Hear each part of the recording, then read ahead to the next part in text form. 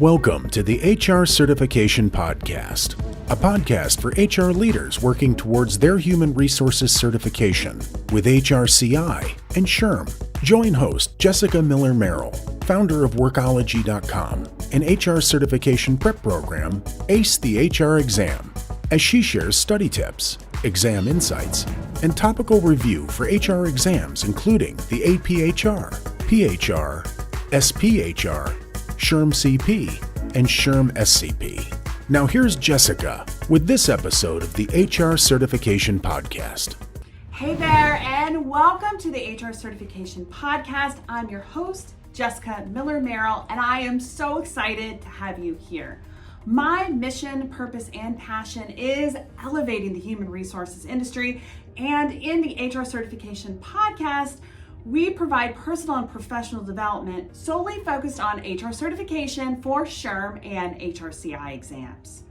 This podcast is powered by Workology's HR certification prep courses and resources. To learn more about these courses and prep resources, visit www.hrcertificationpodcast.com.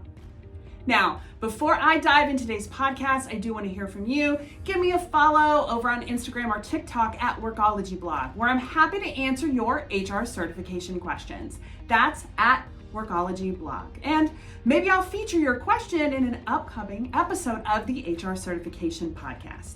In every single episode, I cover information and resources to help you with your HR certification exams. This podcast is short and to the point, so you can get your review in and move on. The HR Certification Podcast is divided into different segments, and in every single episode, we address a common question, an HR topical area to assist you in your review, and we also take a look at a glossary term to help you prepare for your HR certification exam. Again, these are designed for SHRM and HRCI exams, and that includes the aPHR, the PHR, the SPHR, the SHRM-CP, and the SHRM-SCP. In the transcription notes of every single podcast, I also share recommended resources and information to assist you, and that's available at hrcertificationpodcast.com. This specific episode is all about HR metrics and formulas. These terms and information cut across SHRM and HRCI competencies.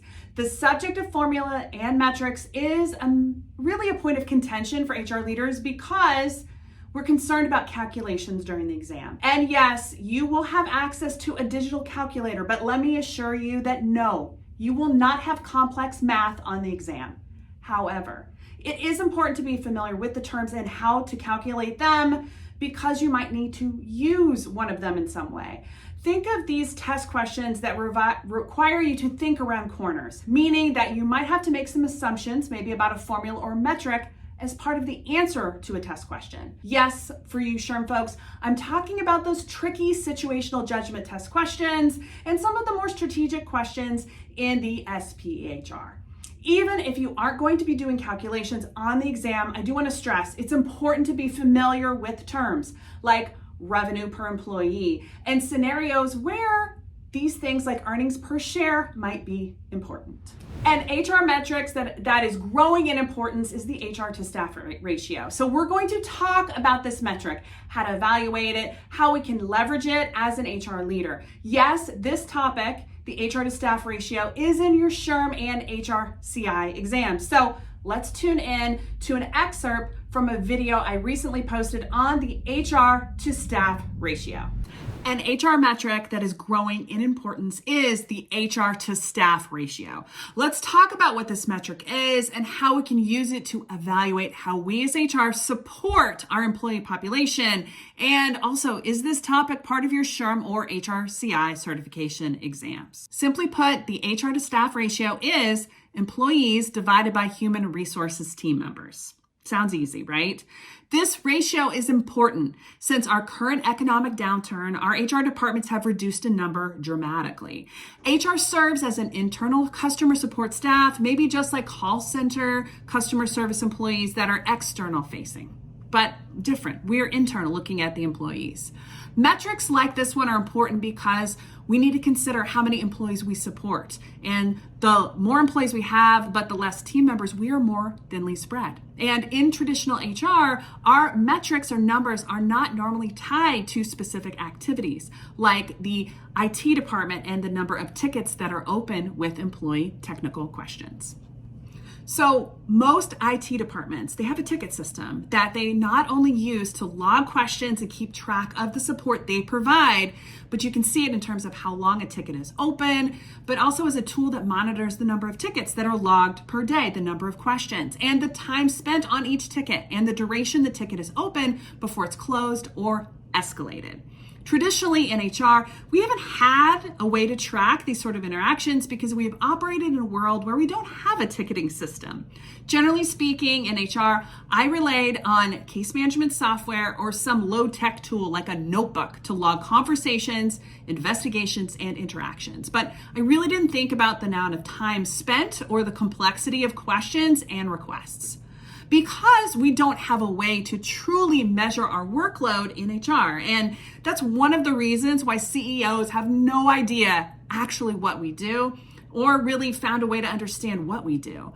And finding out what that average HR to staff ratio can be a challenge across the board. Now, according to recent SHRM data, the average HR to staff ratio in 2024 is 2.57, but the sweet spot for most employers is between 1.5 and 4.5 HR staff per 100 employees. So basically what that means is that if you have 500 employees, you should have anywhere between 7.5 to 22.5 HR employees at a 500 person company. I don't think that even at a company where I had 2,500 employees, we had 22 and a half HR staff members to support the team. This is one of the biggest challenges with the HR to staff ratio. So there it is. That's the HR to staff ratio.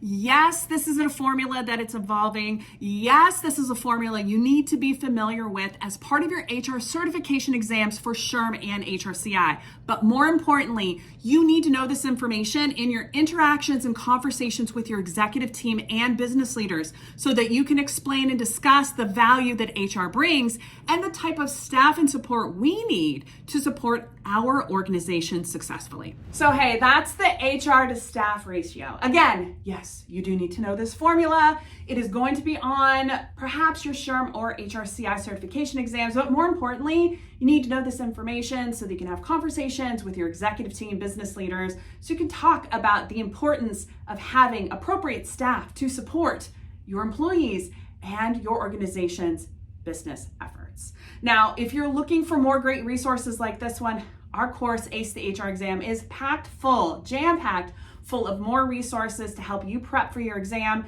That's over at acethehrexam.com. I have more than 42 hours of training, hundreds of pages of downloadables and resources, plus 1,500 test questions in our bank. That's acethehrexam.com. I know that was a fast and furious review, but it's time to take a reset while we move into our next segment here at the HR Certification Podcast, powered by Workology. I'm your host, Jessica Miller-Merrell. It's so excited to have you here.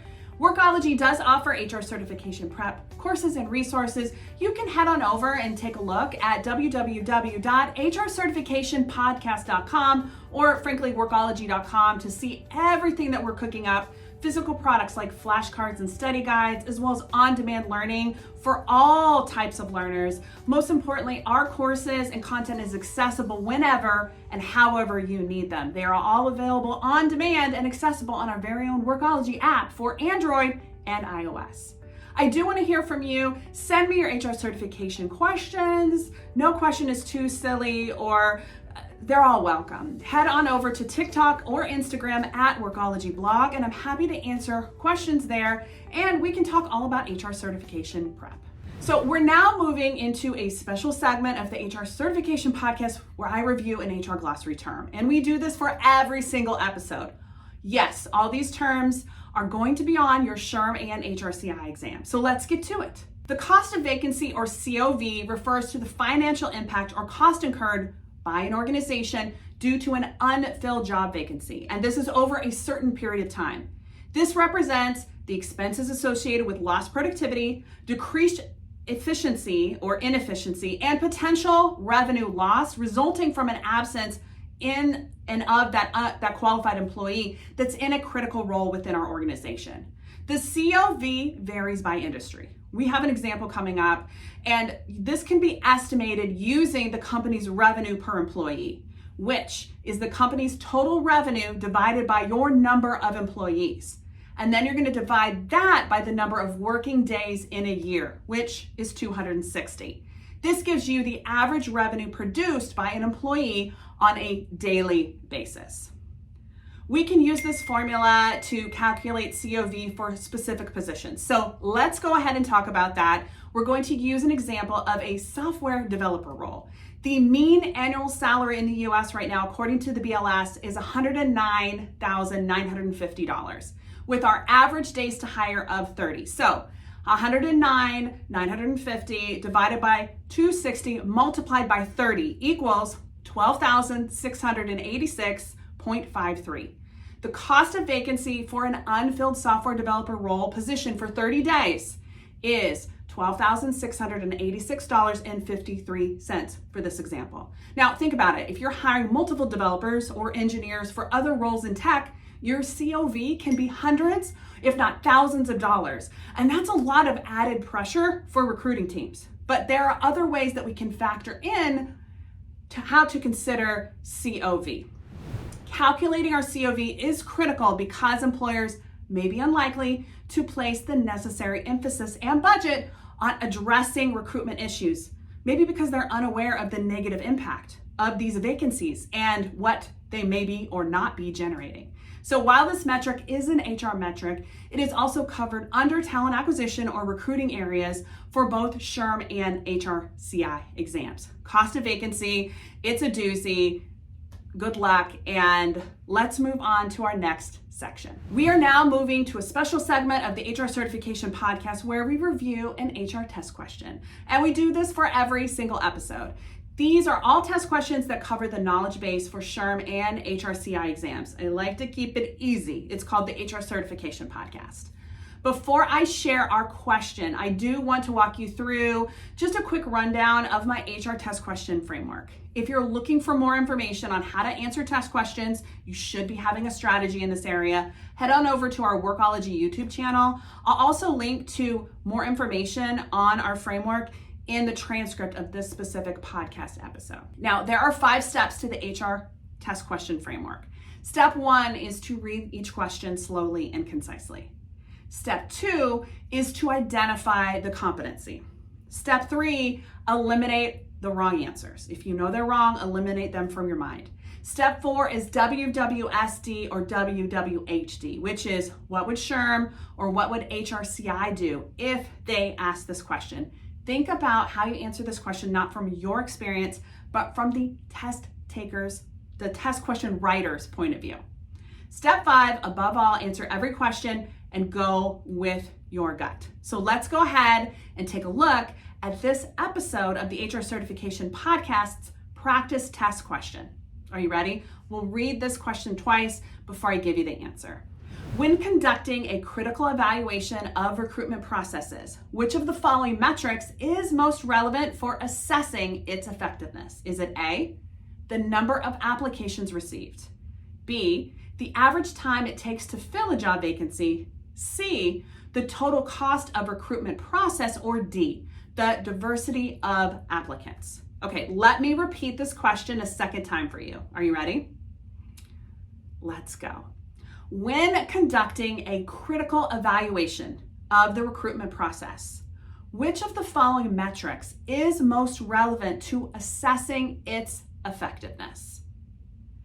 Our first option is A, the number of applications received, B, the average time it takes to fill a job vacancy, or C, the total cost of recruitment process, and finally D, the diversity of applicants. What do you think the correct answer is? A drum roll, please. Are you ready? The answer is B. B is the most relevant metric for assessing the effectiveness of the recruitment process. And that's because it directly measures how quickly an organization can fill a job vacancy. A shorter time to fill a vacancy is often associated with lower costs, which we calculated, right? And also reducing the disruption to the business if that role is filled more quickly. Good job. If you got the answer right, awesome. If you didn't get this one right this time, do not worry. Make a note that you need to go back and review maybe the term cost of vacancy. I suggest adding this topic into your daily review for 3 to 5 to 7 days. I do have more test questions you can access in our test question bank, including 25 free test questions. Head on over to www.hrtestquestion.com. Do it. It's great. I love writing test questions. I really do. I don't know if you like answering them, but I love writing them. HR certification is such an important step in your career, whether you're looking to increase your HR knowledge, maybe you want to gain credibility in the office or increase your income potential, or maybe prove to yourself that you deserve it. That you deserve to be there in HR because I know you do. Let's elevate the HR profession together. I want to thank you for joining me on this episode of the HR Certification Podcast. Again, my name is Jessica Miller-Merrell. I help HR leaders ace their HR certification exams. I'm here to help you. I want to do the same for you. Workology does offer a host of courses and resources to help you ace your HR certification exam. You can visit www.hrcertificationpodcast to learn more about how we help HR leaders with their certification prep and recertification. We do this for the aPHR, the PHR, the SPHR, the SHRM-CP, and the SHRM-SCP exams.